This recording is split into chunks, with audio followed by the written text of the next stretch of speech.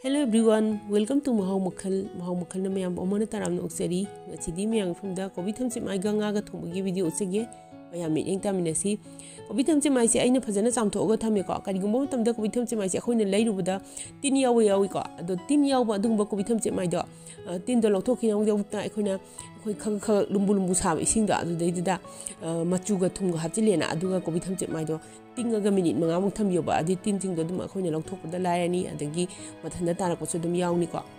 hauji insang se thongno widong taina hangam thaulore hangam thau phajana saram tung de test pada mana ama jira mithi maru thang thadarani ko aduga sigi tilhau se mapum amani tilhau se smaina soina yamsu chaw de video yamsu kup de video ko aduga moro atik patang khai ba masu thadarani aduga punna minute amagumba ngawinarani tilhau sidagi manam nungsiba khajik thadorakle ado hauji sing chuga se amu thadarani ko tablespoon ama haitare sing chuga se thadara matung da sing chiga tilhau siga moro atik pasiga tegi maru marang sing chiga punna atop minute amaga amuk ngawinarani hauji singchu tilau chu khajik mulak le ko adudi ai hauji sugaiba chanam da aduda amuk haplani aduga sing chanam tilhau moro atekpa maru marang singche punna amuk atop minute ama makha ani gumba amuk ngawinarani ko moi singche mulak matam da adu phawa hauji ai mithi mana akang buse habdi kasuri mithi haitare ko sigise tablespoon tangkai ama haplani sigise hawbani mithi mana akang buse ko mithi maru su hawlei ko insang da aduga mithi mana akang bus sina su insang da hawba mahaw ma pibane ba taste ma pibane ko manam dung sibane ko ma se ado ai hujik mithi mana akang da hakra matung da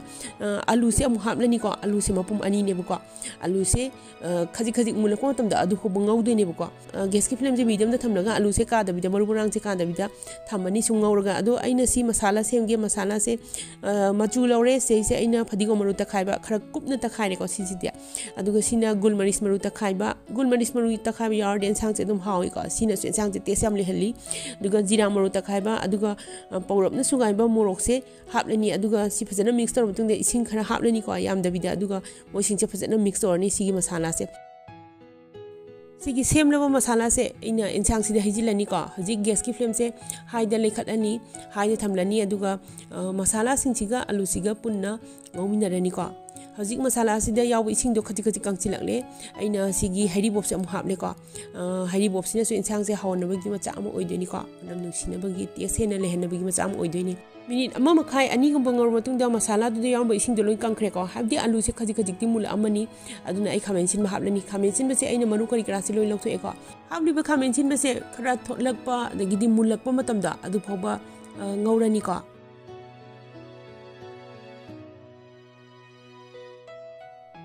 khamen sin ba jik mulak le ko tholak le ko adudi hojik nga ata wose piece mari haplani ko aduga nga siga khamen sin ba siga alu siga masala marak sida just minute makhai muk tang ngawminarani ado si minute makhai muk ngor matung da ising glass tang khai ama haplani ko ising hapasina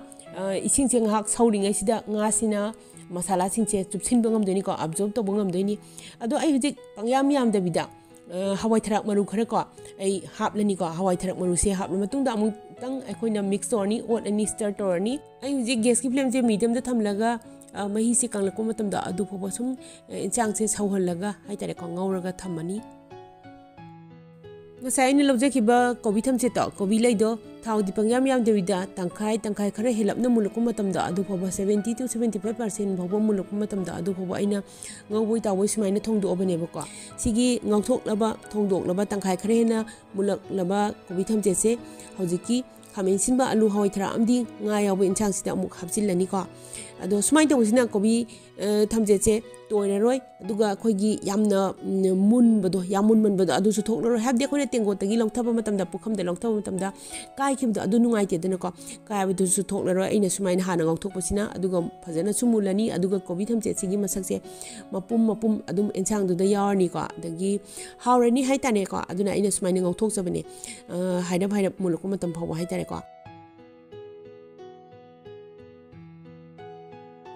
minute ahum gum bangar matung da ina ngasai hapsa khibe sing do loin kangkhre ko ado ai insang sida aina hing haptri ko ado hing khitang hap lage ado hing hap la matung da mu just ongtang mix torni ko phajana start awirani ado di ai huji insang sigi mahi oinana ba ising glass ani gum hap lage ko aduga insang je phajana sawhalani ko makhum khumjilaga मखुम खुमजिलगे इंसांग से minute अनी गुम soul मतुंगदा आई जे मखुम हांगदोले को मही से खर कंगलमे को अदुदी चाना बचांगदा थुम हापा यारानी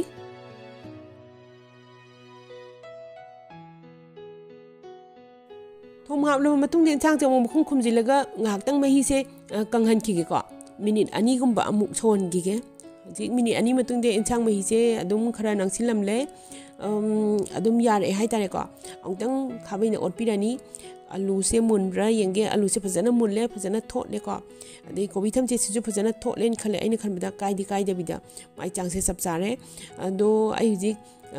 फदिगो मना हापनी ngahaktang मिनिट अमगुम्बा मुक सौहलनी को मखुम हांगदोलगा